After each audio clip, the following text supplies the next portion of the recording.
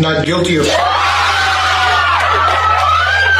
The dramatic turn in the Alex Murdaugh case. Just days after that stunning reversal of his double murder conviction, South Carolina prosecutors say he could now face the death penalty in a new murder trial. Here's ABC's Andrew Dimbert.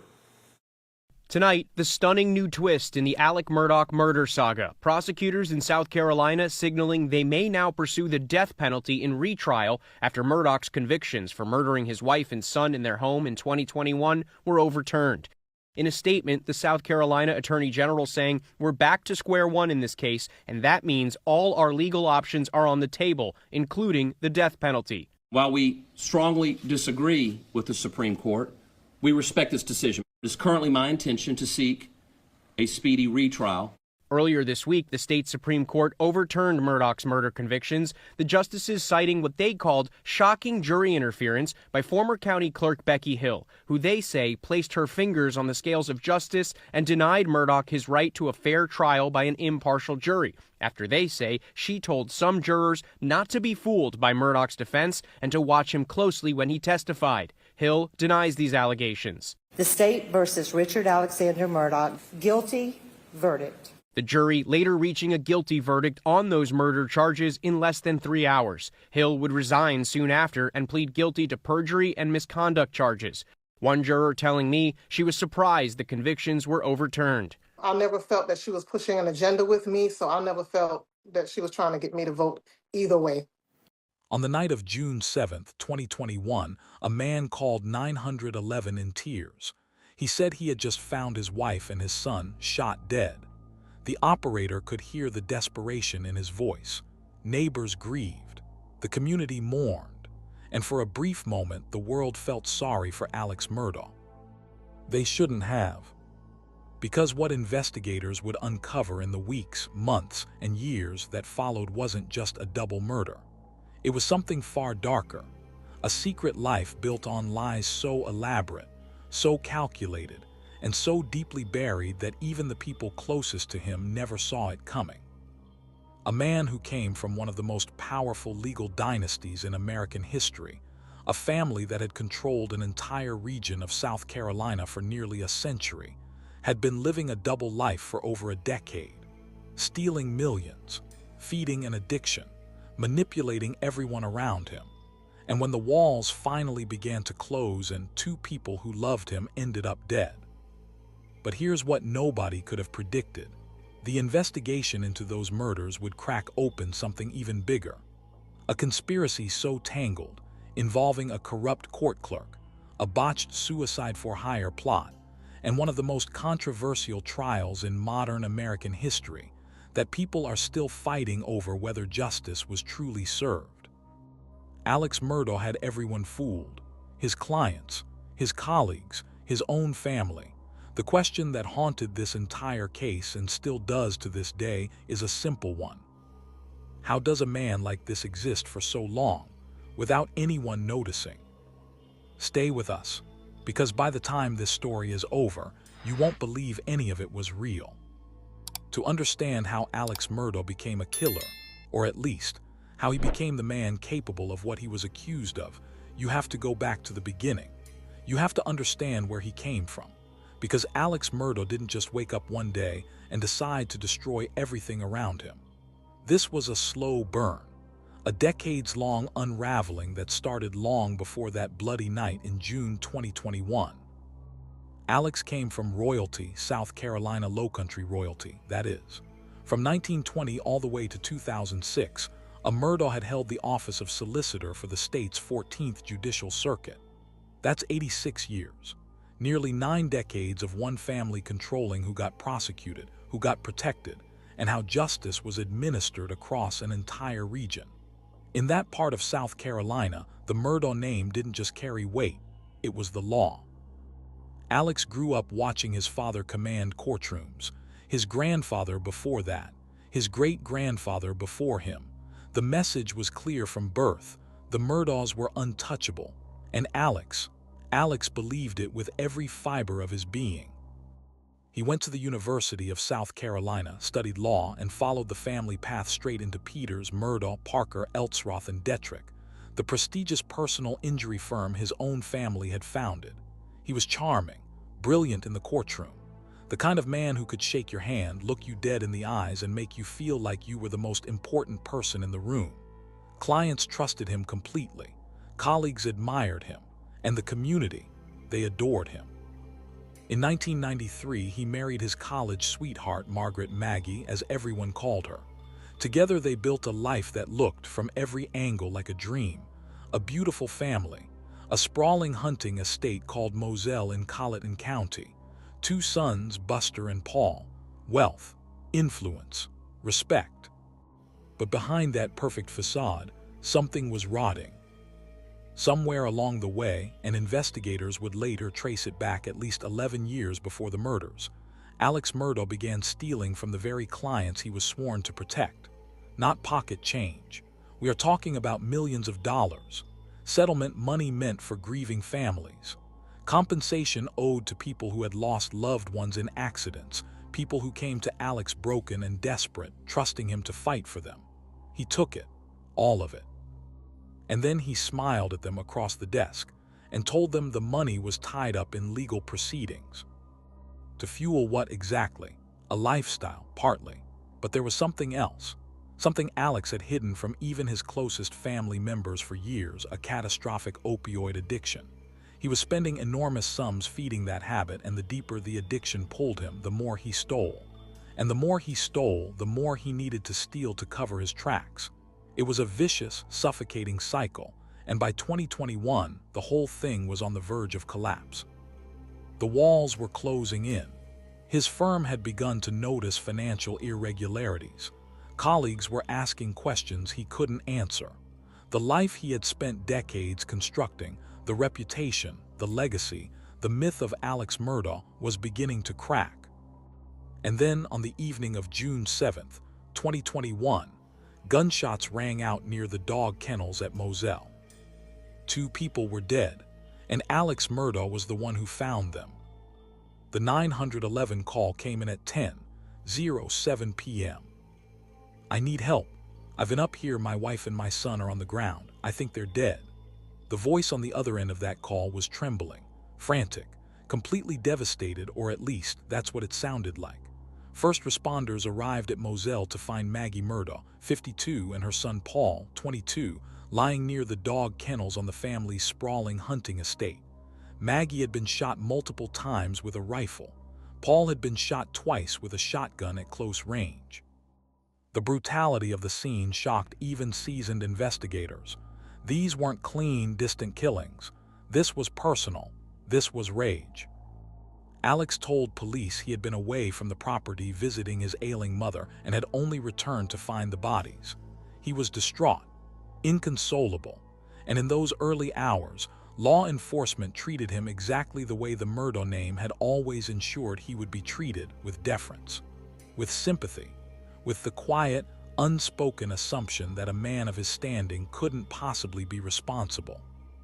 But something wasn't adding up. Investigators began piecing together a timeline, and the more they looked, the more Alex's story began to fray at the edges.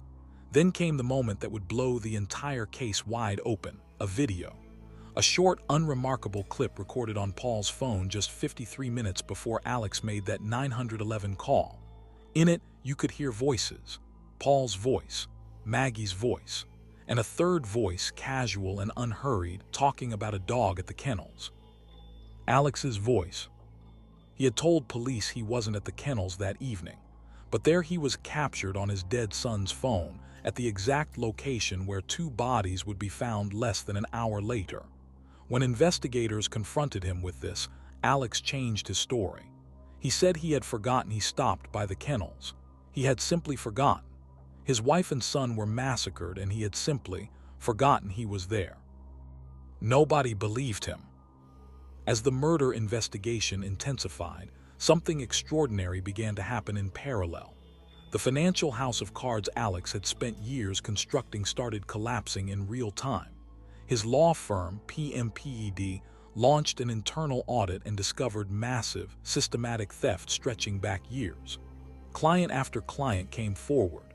Settlement funds that had never arrived. Money that had simply vanished. The total figure that would eventually emerge was staggering. Alex Murdaugh had stolen approximately $8.8 million from his own clients, people who were already suffering, families who had lost everything and came to him for justice, only to be robbed a second time. The myth of Alex Murdaugh was disintegrating in real time, and he knew it. What happened next was so bizarre, so audacious, that it almost defies belief.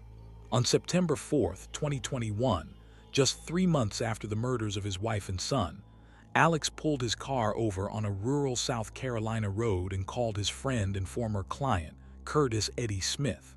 He had a proposal. He wanted Smith to shoot him in the head. The plan, Alex would later claim, was to make it look like a random roadside attack so that his surviving son, Buster, could collect a $10 million life insurance payout. Smith agreed. He fired. And somehow, impossibly, Alex Murdaugh survived, walking away with a grazing wound to the head.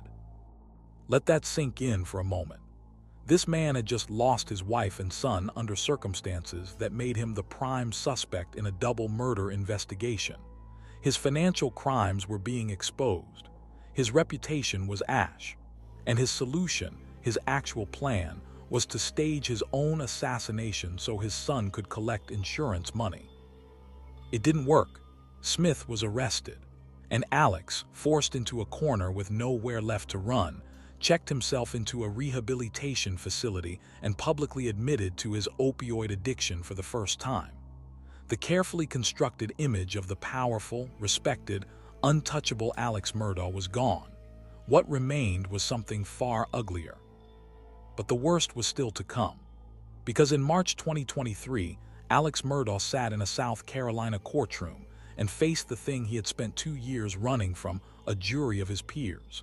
And what unfolded over the next 6 weeks would grip an entire nation, expose the dark underbelly of privilege and power, and raise questions about truth, justice, and corruption that are still echoing to this day. The trial of Alex Murdaugh began on January 23, 2023, and from the very first day, it was clear this was no ordinary courtroom drama.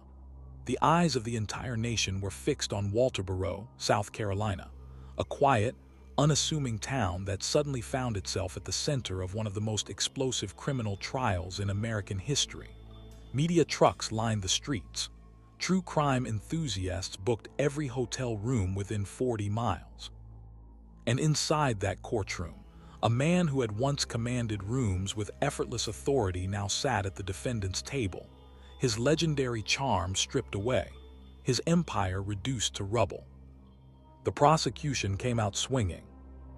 Lead prosecutor Creighton Waters methodically laid out the state's case with surgical precision. The motive was clear, he argued. By June 2021, Alex Murdaugh was drowning. His financial crimes were days away from being discovered by his law firm. The life he had stolen, lied, and manipulated to protect was about to be ripped from him permanently.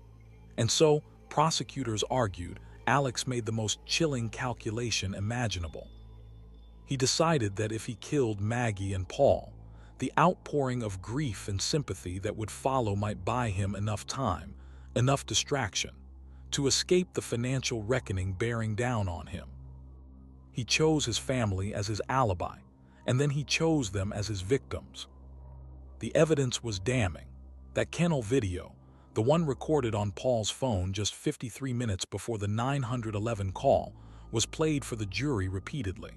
There was Alex's voice, clear as day, placing him at the exact scene he had initially denied visiting. Forensic experts testified about blood spatter patterns consistent with a close-range shooter. Cell phone data contradicted Alex's carefully constructed timeline. And witness after witness took the stand to paint a portrait of a man living an elaborate, sustained lie, not just on the night of the murders, but for years and years before them. Then Alex did something nobody expected. He took the stand in his own defense. It was a bold, desperate gamble. For days, he sat before the jury and maintained his innocence with a calm that many in the courtroom found deeply unsettling. He wept. He spoke lovingly about Maggie and Paul. He insisted he could never have harmed them. I would never hurt Maggie Murdaugh. I would never hurt Paul Murdaugh, under any circumstances. But when Prosecutor Waters rose to cross-examine him, the carefully rehearsed performance began to crack. Waters pressed him relentlessly on the kennel video, on the financial crimes, on the web of deception that defined his entire adult life. And the more Waters pushed, the clearer it became to everyone watching. This was a man who had spent so long lying that he had almost convinced himself the lies were true. The jury wasn't convinced. After deliberating for just 3 hours, an extraordinarily short time for a case of this magnitude and complexity, they returned with their verdict: guilty. On both counts of murder, the courtroom erupted. Some wept, some gasped. Alex Murdaugh sat motionless as the words washed over him, his expression unreadable. Judge Clifton Newman, visibly emotional, sentenced him to 2 consecutive life terms without the possibility of parole. Then, in a moment that silenced the entire room, the judge spoke directly to Alex. "I'm not sure," Judge Newman said quietly, "that you feel any remorse at all." But the story somehow was not over. Because even as Alex was being led away in handcuffs, the cracks in the trial's foundation were already beginning to show. Allegations emerged that Rebecca Hill, the Colleton County Clerk of Court who had been responsible for managing the jury throughout the 6-week trial, had been whispering in jurors' ears, implying guilt, nudging them toward a verdict, all while secretly working on a book about the very trial she was supposed to oversee impartially, a book she was planning to sell. A book that would be worth considerably more if it ended with a conviction. In December 2025, Rebecca Hill stood in a South Carolina courtroom and pleaded guilty to obstruction of justice, perjury, and misconduct in office. She was sentenced to 3 years probation, no prison time. For a woman whose conduct may have influenced the verdict in a double murder trial, 3 years probation. Then, on February 11, 2026, Alex Murdaugh's appeal went before the South Carolina Supreme Court. 5 justices heard arguments on 2 explosive questions: whether Hill's conduct had poisoned the jury, and whether the overwhelming volume of financial crimes evidence presented at trial had been so prejudicial that it denied Alex a fair hearing. Chief Justice John Kittredge didn't mince words. He called Hill a rogue clerk. He questioned whether the prosecution had gone too far. Other justices openly admitted they were struggling to connect the financial crimes evidence to the actual murders. The decision hasn't come yet. The court is still deliberating. And so Alex Murdaugh, convicted killer, disbarred attorney, admitted thief, sits in a South Carolina prison, waiting to find out if the system that his family once controlled will give him one more chance. Here is what we are left with. 2 people are undeniably dead. Maggie Murdaugh, who loved her family and trusted her husband. Paul Murdaugh, a young man with his whole life ahead of him. Whatever Alex did or didn't do that night at Moselle, whatever the Supreme Court ultimately decides, those 2 lives are gone forever. And no verdict, no appeal, no new trial, no legal maneuver will ever change that. The Murdaugh name once stood for power, legacy, and justice in South Carolina's Lowcountry. Today, it stands for something else entirely. A cautionary tale about what happens when privilege goes unchecked for too long.